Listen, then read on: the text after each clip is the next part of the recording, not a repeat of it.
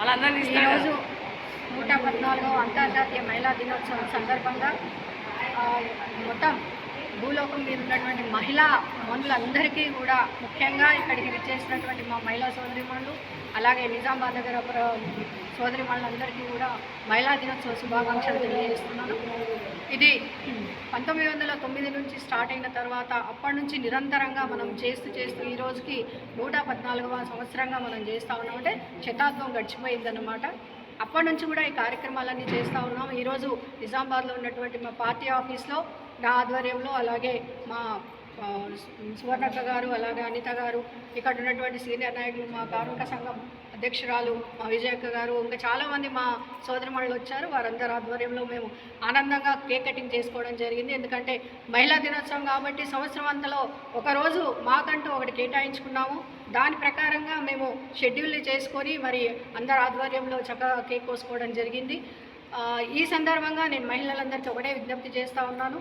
ఏ రంగంలో ఉన్నా సరే, అది ఏ రంగమైనా సరే, అందరూ కూడా మొక్కవోని ఆత్మవిశ్వాసంతో ధైర్యంతో తనలో ఉన్నటువంటి ఆత్మబలాన్ని నమ్ముకొని ఆ నమ్మకంతో ముందుకెళ్తే తప్పకుండా మహిళ అనేది ఎప్పటికైనా ఏదైతే మనం ఇప్పుడు మహిళా సాధికారత అని చెప్పుకుంటున్నామో ఆ సాధికారత వైపు అడుగులు వేయగలుగుతుంది, తను అనుకున్న గమ్యాన్ని చేరుకోగలుగుతుంది.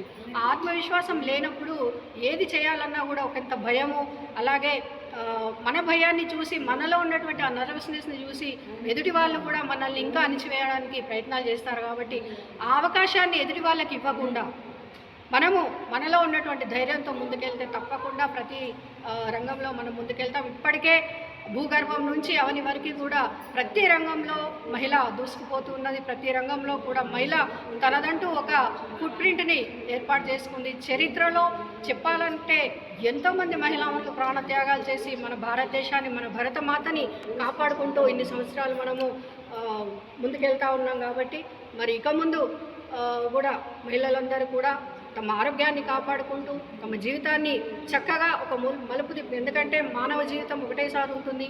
ఆ జీవితంలో ఏదైనా సాధించాలి అనుకుంటే తప్పకుండా ఆ జీవితాన్ని మనము ఒక సరైన మార్గంలో తీసుకెళ్తే తప్పకుండా మనం ఒకటి జీవితంలో సాధించగలుగుతాం. కాబట్టి మరి మహిళలందరూ ఈసారి అందరూ కూడా ఆరోగ్యాలతో ఉండి మరి అనుకున్న గమ్యాన్ని చేరుకోవాలి, అనుకున్న లక్ష్యాన్ని సాధించుకోవాలని చెప్పేసి నేను కోరుకుంటా ఉన్నాను. ఎందుకంటే ఇప్పుడు పొలిటికల్లో కూడా మహిళలకు సరిసమానం అని చెప్పేసి లోకల్ బాడీస్లో కానివ్వండి, అలాగే అసెంబ్లీలో కూడా 33% ఇస్తున్నారు. కాబట్టి పొలిటికల్లో కూడా అందరూ కూడా రావచ్చు చక్కగా.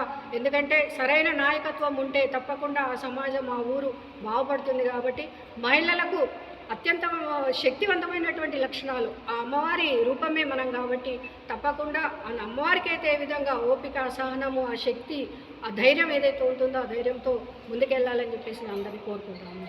జై తెలంగాణ.